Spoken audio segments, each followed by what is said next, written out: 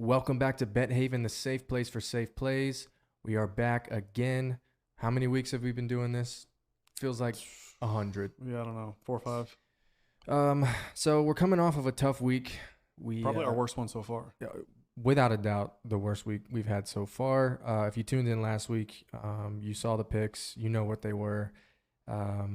It just overall, it was kind of an interesting tournament. You know, seeing the guys that were at the top. Jake Knapp coming out of nowhere again, and then Pendrith getting his first win on tour. The Canadians are fired up, by the way. So I'm going to talk a little bit more about that as we get into this week's picks. But you kind of saw the same thing you saw from Jake Knapp at Mexico Open, where he kind of final round didn't really have everything he had for the first 3 rounds. The difference is in Mexico, he was kind of able to hold it out because the only person that was really chasing was Valimaki or whoever. So this week we're looking at, what's the tournament this week? I'm already like the Wells Fargo Championship. The Wells Fargo. This is the last year that it's going to be Wells Fargo. They are losing the Wells Fargo sponsorship. Did you know that? I didn't know that. Things are getting weird in the PGA. I don't know if anybody's paying attention to what's going on, but they RBC's backing out of Canadian Open. Something like that, one or the other. They're backing out of that. Yeah, Wells Fargo is going to be backing out. I don't know who's going to take over this. It'll probably be like they lost Honda. Anyways, weird stuff happened in the PGA. I'm not sure what's going to happen going forward, but anyways, let's. I'll post the board from last week showing the results. We just across the board. I had Mackenzie Hughes first round leader. He shot even par first round and then fired a 7 under in the second round. So that was lovely to see. Steven Yeager was my favorite play. He was your top 20 pick. Mm-hmm. That was our best. That was fine. Yeah. I mean, it was okay. He finished exactly 20th. Yeah, that was okay. I had Adam Scott as my favorite play. I think he finished 30th. Yep. Really did not have a great round 1. I think he shot right around even or something. But anyways, just overall was a pretty meh week. I had some DraftKings lineups. Best I had was 4 of 6. I did not get screwed by Sungjae Im withdrawing, which was good, but I still lost money. I don't know if you got burned by that or not. So I did a 3-entry max on DraftKings, and at about 5 a.m. on Thursday morning, I switched 2 of them to Sungjae Im. So that was fantastic. Tough sleep, or you just yeah, just sweating the lineups. You're worried about it. The excitement, man. This stuff gets my juices going. No, I really just kind of had a thought like, nobody's going to be on this dude. And when you're doing like these little 3-entry max or single entries, whatever, like ownership edge is kind of clutch. But anyways, the other thing that, I had Detry top 20 for me. I know Yeager hit for you, but Detry missed on the number. I think he shot -5, something like that. Mm-hmm. Hubbard missed the top 40 and Phillips missed the top 40 by a mile. So, anyways, we're going to move on to this week. Bounce back is inevitable here. Same format as always. We're gonna do first round leader, top 20. Actually, it's not going to be same format. First round leader, favorite play, top 20, and then long shot. Since there's no cut this week and the top 40 market is kind of short and field top 40 market's not going to really be anything too exciting. You're not going to get a ton of money out of that. So. I do want to take a quick second to mention that if you are watching this video on YouTube, we are now live on Spotify. So if you prefer audio versions of the podcast, just make sure you hit the link in the description and you can shoot over to the Spotify, follow the channel, whatever it is on there. I don't even know how that works. I think you can follow artists on there, but we're going to try and keep growing this as much as we can and keep coming back every week for content and hopefully some better content this week as far as the winning goes. I think that's a big move for us to get on Spotify. A lot of people, I know myself, like I take in content podcast version, like that's the easiest for me driving around, going to work and stuff. So I think a lot of people, that's probably the same. And so, get on Spotify and hit us up. Yeah. I watch a lot of stuff on YouTube and I get tired of like, you can screen lock, when I'm at the gym,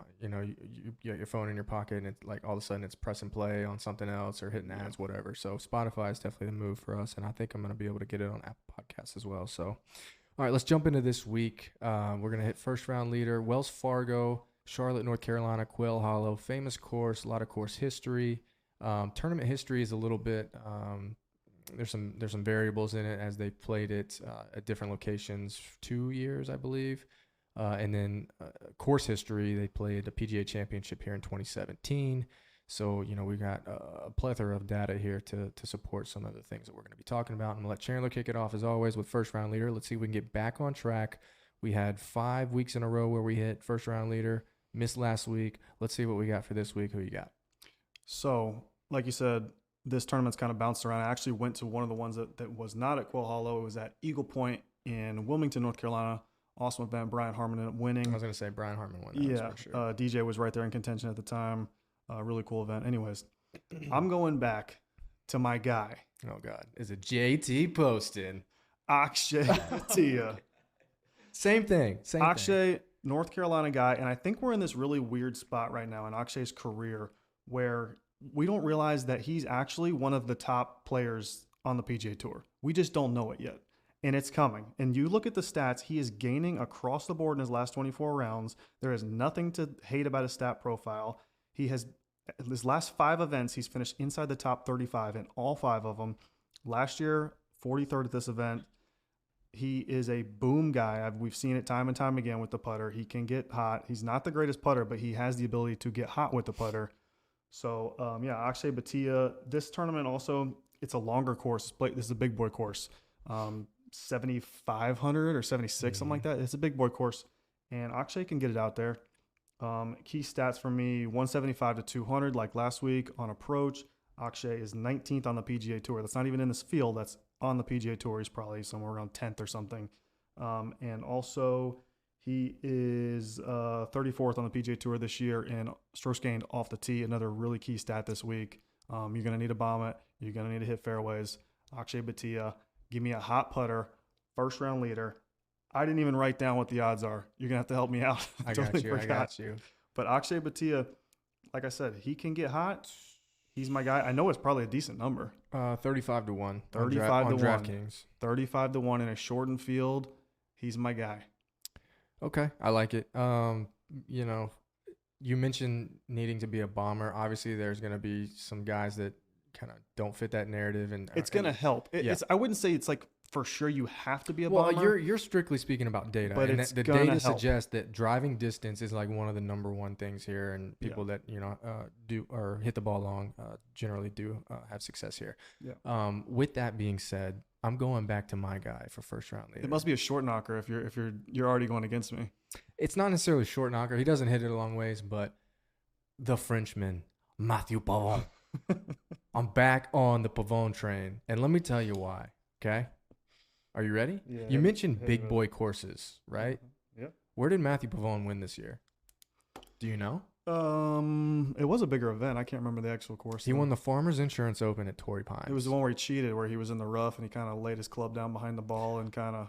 You know what? If you ain't cheating, you ain't trying. That's what somebody always says that I know. I don't know who it is, but it's somebody. Anyways, Mathieu Pavon. Again, he's not the longest hitter in the world on tour. He's longest driving distance. He's 93rd. Driving accuracy, he's 13th. And accuracy doesn't really hold as much weight at this course.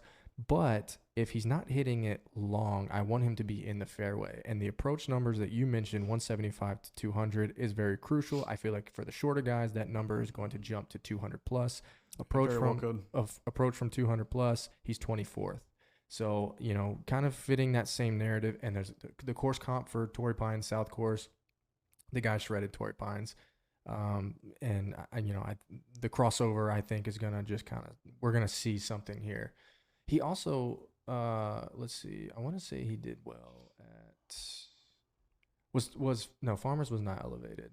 RBC, he T49 RBC, but finished T12 at the Masters. As you kind of talk about it with Akshay, Akshay is one of the better guys on tour right now. I think what I mentioned with, the PGA losing sponsorships and people going to live, we're seeing like a very different type of thing happening with people that are actually able to contend. We're seeing new names kind of pop up out of nowhere almost every single week. And I want to look at guys that are big boy courses. Everybody talks about Rory and all these other guys that are at the top here. We're not seeing them perform week in and week out like we are some of these other guys. And again, if you look at the history of Farmers Insurance Open, the winners are, the big boy winners. You had Rory win that a couple times. Homa won that. Typically, yeah. It's either the big Leishman boy won or it's that. like that second tier guy. Right. And, with Pavone kind of, I don't remember if he initiated. I think the first tournament that kind of really initiated this ball of long shot guys winning was maybe Grayson Murray at Sony. Did he win Sony Open? What did he win? Mm-hmm. Either Sony or Century, one of those two. And we're just seeing something different. And I still think, I don't know if Pavone has the ability to win this tournament, but he's a guy that can go low early. I think he ranks like 17th in round one scoring. I mentioned that last time I picked him for first round leader. I think that was at RBC. But I'm going back to him, and I think he can get it done here. And we'll see what happens. But something that you're typically not that good at, in my opinion, is going back to guys. I feel like you struggle with, especially if they burn you. When they burn me, yeah. But maybe Pavone didn't burn you necessarily when you picked him. No, I mean, he shot 2 under first round at RBC. Okay. First time there. It's gonna be his first time here too. But I don't think he's. I honestly, I'm starting to like going back to guys because what I'm seeing from a pattern, and there's no data to support this, like, well, if Daniel picks them, then, they're going to do better. That's just what's happening. So again, I'm going to take the guy that didn't do well for me last time, and he didn't have a great finish at RBC. I think I said he finished T49. Yeah, T49. So, maybe there's a corrective nature to me picking guys that don't perform when I have high expectations the following tournament that they're in. So yeah, I think it's important to deep dive why they didn't do well, and if you can find some stats to back that maybe the putter was off or there was one big blow up hole or something like that. It's a lot easier to go back to. I want to say he kind of bled with the putter. I don't know if he's not typically a great putter, and he's not great at par 5 scoring, which is another kind of important stat here. But looking at the scoring that he did at Torrey Pines, he kind of didn't do it on the par 5s either. So to me, it's the same crossover, same type of course, and the same ability to score on that course that differs from the general narrative of how guys get it done. Again, there's going to be every single week you're going to have these course key stats, and then there's going to be guys that don't fit that mold that perform well. He's going to be the guy that does it this week, in my opinion. That was way too long on Matthew Pavone. No, it's not. Dude, honestly, if I could pick Matthew Pavone first round leader, favorite play, top 20, long shot to win, it's all Matthew Pavone for me. Spoiler alert. Go ahead and light that money on fire. No, we'll see. I don't hate it. He's definitely an under the radar guy. I think DraftKings probably won't be very highly owned. That's the other thing, man. When everybody's zigging, I want to zag. And how am I going to zag here? With the Frenchman. Who you got for favorite play? Let's move along. Please. Let's please move along. Okay, I'm going with Sahith Theegala. First off, comp courses, like you said, what was it? Riv and Torrey Pines are like the two, and then where do they play Mexico Open? Vedanta? Yeah. So Sahith has good, I believe, course history at both Torrey Pines and Riv. He's contended at those events. Well, let's just take a look. Yeah, pull up that. And beyond that, just looking at the stats that I think are going to be important this week, he is so par 3 scoring. The par 3s out here are very difficult, long par 3s. Isn't that the same thing that kind of we ran into last week too? Wasn't that? Yes, there are some similarities within last week and this week. The difference is this is a tougher course in general. Right. You're not going to see a minus 20 or further. At least I don't believe you are. Which I'm totally fine with that. Yeah, I think you're going to have similar kind of stats that you're going to need, except in general, it's a little bit longer and a little bit tougher. So Sahith Theegala, par 3 performance, he's 8th on the PGA Tour, which probably puts him somewhere around 4th in this field. And then on top of that, he is 21st on the PGA Tour this year in strokes gained off the tee, another really important stat. He is 9th in this field in his last 24 rounds, which is something I really like to look at, last 24 rounds, see how they're trending. Sahith Theegala, my favorite play, 9-1 on DraftKings. He's kind of in that weird spot. He's right there with Victor and Colin. Tommy's a little bit above him. It's kind of that weird spot. Homa's in there too. He's going to be a guy that I'm probably going to be overweight on, coming off of a not so good performance at the Zurich, but I don't really have that much stock in the Zurich anyways, so I'm not too worried about it. Sahith Theegala is my favorite play. Just out of those names you mentioned, by the way, on DraftKings, and if you guys are playing DFS, you can kind of utilize some of this information for that same strategy. But just out of those guys that I heard you mention around him on DraftKings, he will be the most owned. That's very possible. Again, he's a likable guy. That's Yeah, part of people- DraftKings, honestly, and people are betting. liking playing Theegala. Yeah, he's a likable guy. Tommy's a likable guy. Victor kind of struggling, so people probably won't go to him. Outside of him, yeah, I think. Morikawa's up and down. I don't know. The stats are kind of weird on him. The stats actually are pretty good for him, but if you actually watch him play, he it's doesn't kinda pass the eye weird. test. Matsuyama's right there as well. I think people will probably go there too. I probably will, honestly, a little bit too. I guess we'll see.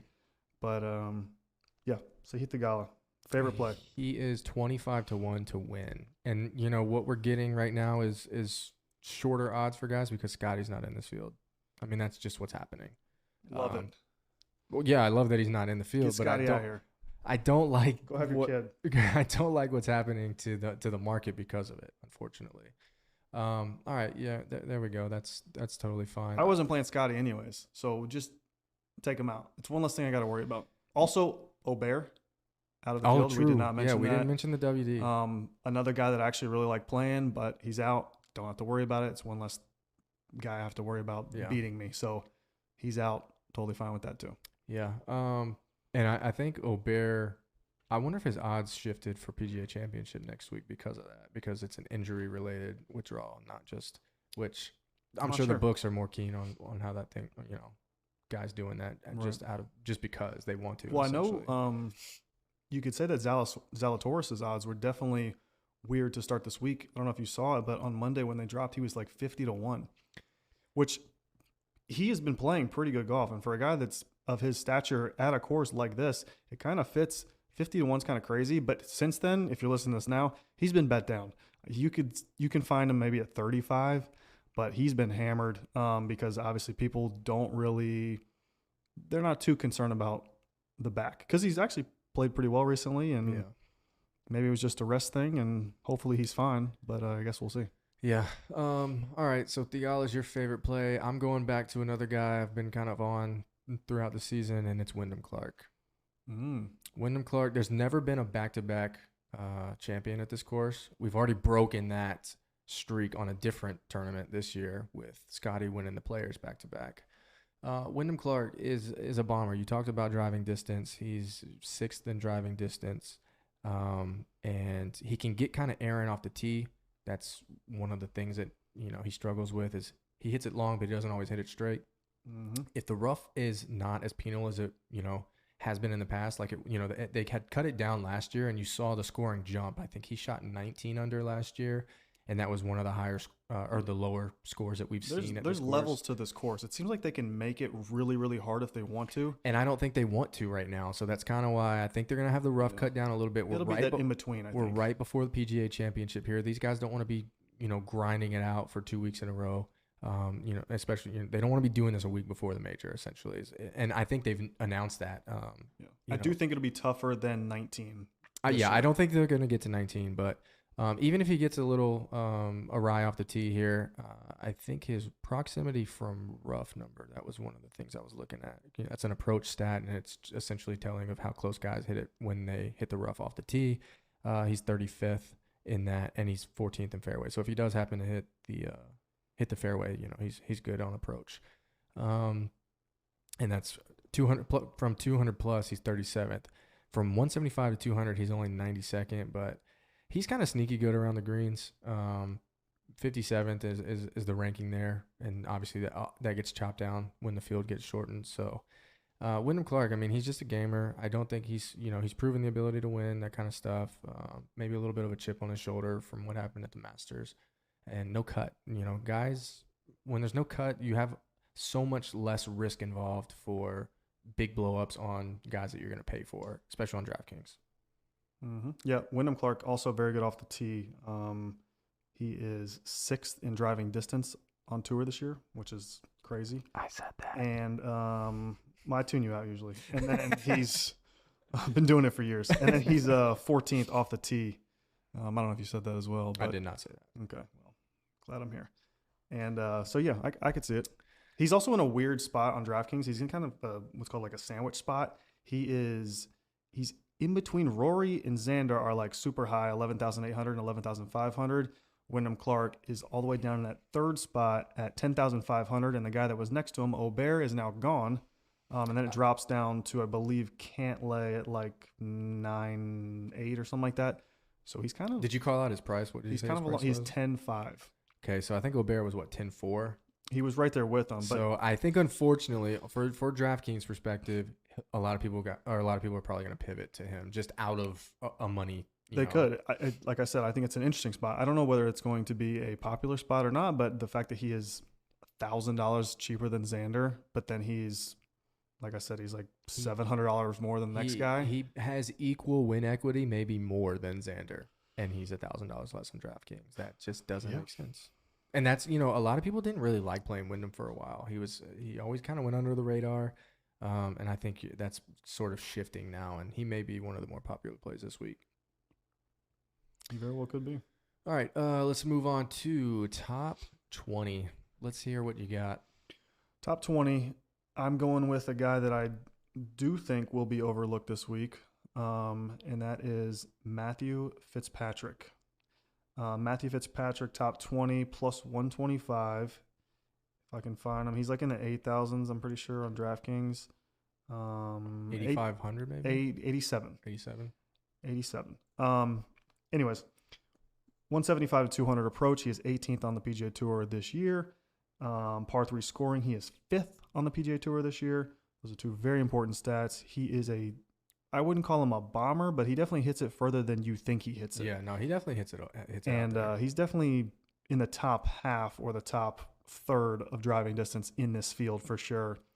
A lot of his stuff recently is past 24. He's gaining over a stroke actually, putting, which is massive. Yeah.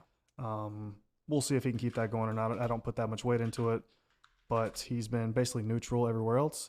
If he can find a little bit of that, maybe a good course fit for him, given the stats. Matthew Fitzpatrick, top 20 at a plus odds. I love it. Plus 125 on DraftKings. I don't know where you're seeing it. But yep. I said that, but yeah. Well, plus 125. You said plus odds.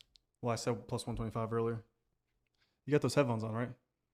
You gave the DraftKings price. I'm not convinced you gave the odds. Anyways, yeah, no, I like Fitzy. I actually looked at him before I picked the guy that I picked. And again, I think I mentioned this to you before the show started, is that I'm kind of doing a different strategy this week. I'm not doing everything based on it's a little bit easier to go to guys that are more volatile because there is no cut. So, when I looked at Fitzy, he is a little bit more volatile than, some of these other guys at the top. Absolutely. But I happen to go a different route, and I'll jump into that now. My guy for top 20 this week is Tony Finau. Shorter odds than Fitzpatrick, which is kind of surprising. Plus 120 on DraftKings. Tony Finau, I mean, the guy, I can't understand what's happening because he's ball striking the shit out of it. And that's putting it lightly. We've seen some kind of up and down finishes this season. T6 at Farmers, so a comp course, top 10 there. So I love that, obviously. T19 Genesis, elevated event, another course comp. So 2 top 20s in the 2 most comparable courses to Quail Hollow. But, you've seen him miscut at Valspar where, people thought he would contend. T55 at the Masters didn't play so great, shot an 80 the final round. But I've got T2 and a T12 in 2 out of the last 3 starts. And for me this week, the putting has been Tony Finau's pitfall this entire season and historically in the past. It's also getting, now that I got the stats here pulled up, it's also been a driving accuracy issue a little bit for him too. Well, then you can go back to the thing I said about Wyndham and that this is not as penal of a rough as some of these other courses that he's probably seen. I'm fine with him hitting it off the tee a little bit, left or right, whatever direction it goes. His approach numbers are fantastic. I don't know if you've got those pulled up, but yep, over a half a shot gain per round on approach and 0.3 off the tee. So It's been the putting. It's been the putting. He's losing about a half a shot around, and then the accuracy. Um, Honestly, he's one of the worst in the field in his last 24 driving accuracy. So he's gonna have to manage that to an extent. Just yeah, keep it in play. Keep it and Quail Hollow is not like there's not a ton of water. There's not again if we is it keep tree lined? it's tree lined for the most part. It's a lot of a lot of trees, a lot of grass, not a lot of ponds. There's a couple of creeks and things, but it's not as crazy as some of these other courses. So I don't know. I don't think his history is very good here. I'll have to pull that up. But just kind of looking at it, his last five, 20, 21st, 60th, miscut, 41st, 23rd. So it's yeah, meh. For him, that's pretty not great. yeah. For him, that's not I'm great. kind of just hoping he catches fire here a little bit. I'm sure he's lost strokes putting on every single tournament. That you could probably find that information. I've got data Yeah. golf pulled up here. I just don't have the actual. Yeah, like I said, this is just I've got his last 24, and his last 24. We're talking half a shot putting in each round. Yeah, the approach bucket for me though is kind of the draw, and that's let's see the numbers 175 to 100. He's 44th. Over 200 yards, he's 15th. From 200 to 225, he's first. He's good on approach. So Yep. Love the number 2 on DraftKings, 8,000. That's got to be one of the cheapest prices on Tony Finau in I didn't know a that. while. Yeah, 8,000. 8,000? He's the same price as Brian Harmon. He's cheaper than Noren. Okay, so Henley, that's Hahn. also a good strategy too for people that are playing DFS. If you look, he's shorter odds than Matthew Fitzpatrick. You just called out Fitzy's price at 8,700, Mm-hmm. so he's $700 cheaper and shorter odds to top 20. That's a pretty interesting thing to look at when you're building these squads on DraftKings. Mm-hmm. So there you go, Tony Finau could be absolutely the worst pick ever, but again, no cut here. Volatility is less in play in my opinion. I like it. All right, long shot to win. Who do you have? All right, long shot. Stop me if you've heard this before, but I'm going with Adam Scott. Aussie. 40 to 1 on DraftKings. You might actually be able to find a better number somewhere else if you shop around with him. But he is 7-7 on DraftKings, and he was my favorite play last week. Finished 30th, but if you deep dive, he was third in off the tee of the players that made the cut for the week. Beyond that, like I said last week, his numbers are still the same here. He's great on par threes, 10th in the PGA Tour this year, and he is 6th from 120 or 175 to 200. He also just to add on, he's 45th on tour in driving distance and 20th on tour on strokes gained off the tee. He checks a ton of boxes. Not bad for the 43-year-old getting up there with the driving distance. He checks a ton of boxes. He's been playing fine. His putting last week, I think he lost like a little bit per round. His approach, he gained a little bit. And then off the tee was actually pretty great. It was one of the best in the field. So, Adam Scott, definitely a great long shot play and a great DraftKings play. I saw a lot of Adam Scott throughout. They had that dude on the screen so much, especially during the final rounds. Probably just one of the bigger names. Yeah. Would be my guess. I don't know. And he was there. He looked fine. Yeah. I mean, the putting to me, he was missing like 12 to 15 footers. It's not like he was, hitting terrible putts the entire time. He was just burning edges and doing all kinds of things from that kind of mid-tier range, I would call that. Mm-hmm. So yeah, I think he's got a good chance here. And if I'm remember correctly, T5 here last year, I want to say. Yes. Yeah. So yeah, good course, recent course history, because I don't know if anything before that is the same story, but yeah, I think he definitely has a chance. And he did pass the eye test a little bit for me last week too. So long shot to win. I'm going with way more of a long shot than what you just threw out there. And this guy is Adam Hadwin. That's a real long shot. I'll give you guys the number here. Plus 10,000. That's 100 to 1 for those of you that don't know. Let me just tell you what Adam Hadwin's been up to this season. Does he have a career win? He's got one career win. Don't know where it was. Let's find out real quick. The Valspar. He won in 2017 at the Valspar. And just to throw this out there, I think this this week is going to play very similarly to what the Valspar did this year. Just going to throw that out there. There's not a ton of data that I've kind of looked at. You got a gut feeling there? I do. That's a gut feeling. Anyways, here we go. Adam Hadwin. I'm going to talk about the elevated events this year. Century was elevated, correct? I'm almost positive it was. Yeah. T14. Yep. AT&T elevated. T39 opened with a 73 and then shot 67-70. Obviously, no final round there, so it could have been better, could have been worse. Genesis elevated event. T4. Was Arnold Palmer elevated? I think it was.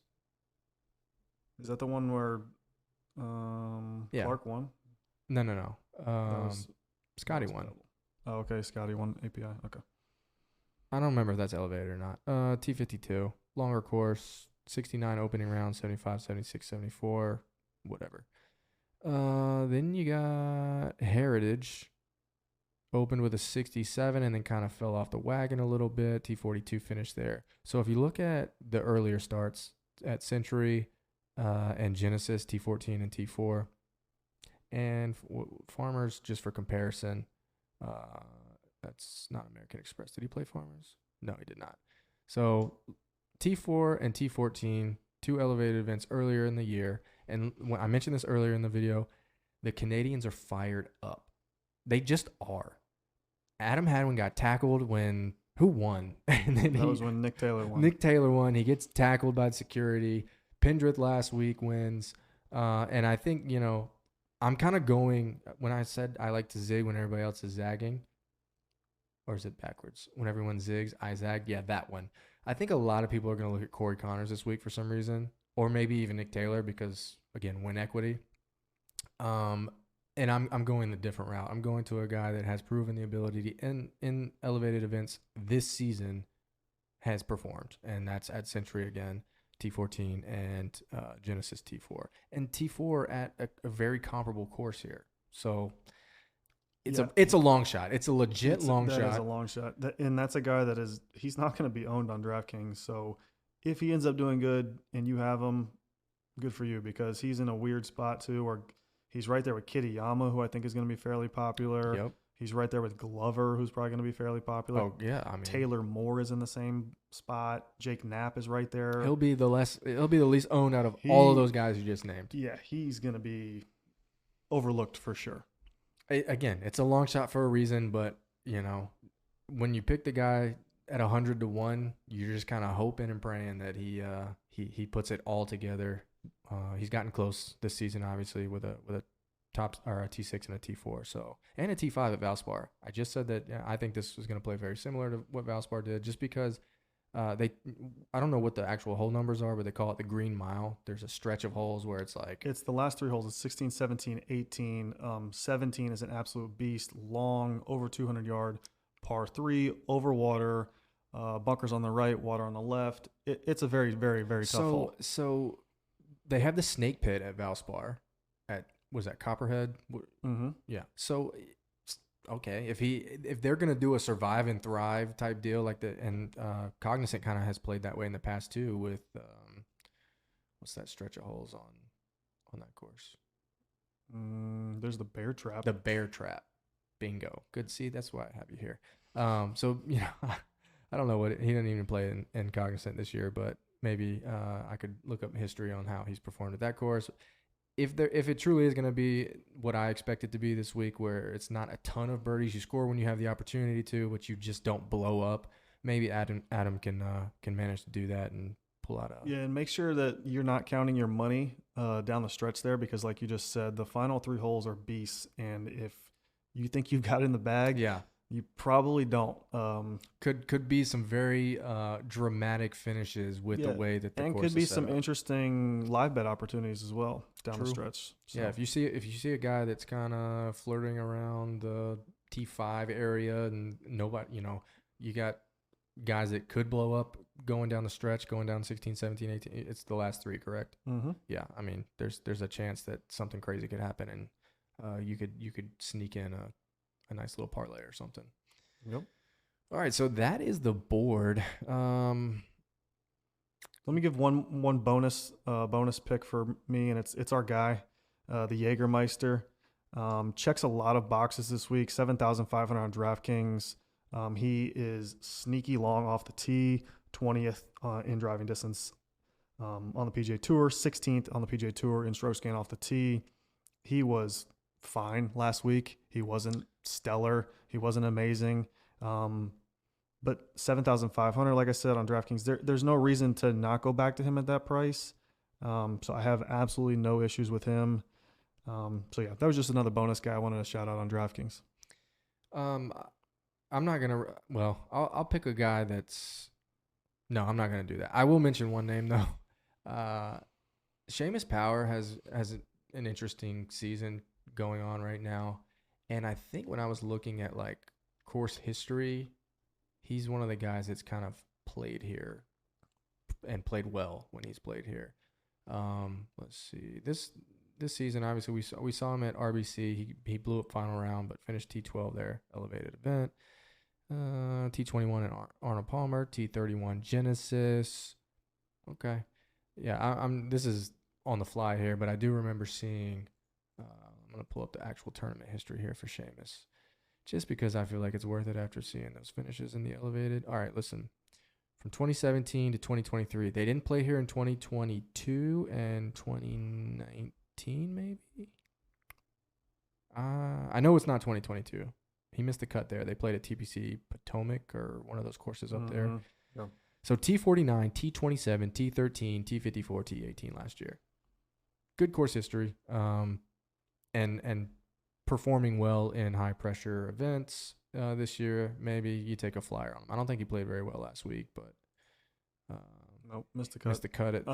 He is a super cheap pick, 6,200. So I guess if you had to go down there, and you don't have to. If you're grabbing Rory or Xander at the top, maybe you end up having to do that. So I guess if you have to, yeah, I could see it. He's down there. Him, Nick Taylor would be guys for me that you could grab and not feel terrible about it. Yeah, I didn't realize Nick Taylor would be down there, but I guess he's kind of fallen off since he won at Phoenix. Yeah, good. 10th at Zurich though. But again, I mean, I don't know how much you. I don't think the books are putting any weight in that either. Yeah, if you care. But I mean, it shows some form. But you know. All right, well, I guess that's where we'll end it here. If you're still watching on YouTube, make sure you hit the link in the description and go follow the Spotify. I'll update everybody on Instagram when all of that's done on Apple Podcasts as well. If you're new to sports betting, make sure you also check out that link and you can take advantage of all the bonus bets and deposit matches across all the sports books that we're affiliated with. And yeah, I mean, hopefully this week we can get it a little closer than we did last week. It was pretty rough, but that's going to happen. We were due for we were definitely due for a bad week, but I like a bounce back here because we have some stats to go on off of last week where with the Zurich and we took the week off. It was just kind of a weird spot for us, but I feel good about this week. Yep. All right. Well, we appreciate you guys tuning in. Make sure you like and subscribe to the video if that's where you're watching. Like and rate the podcast on Spotify, and we'll see you next week.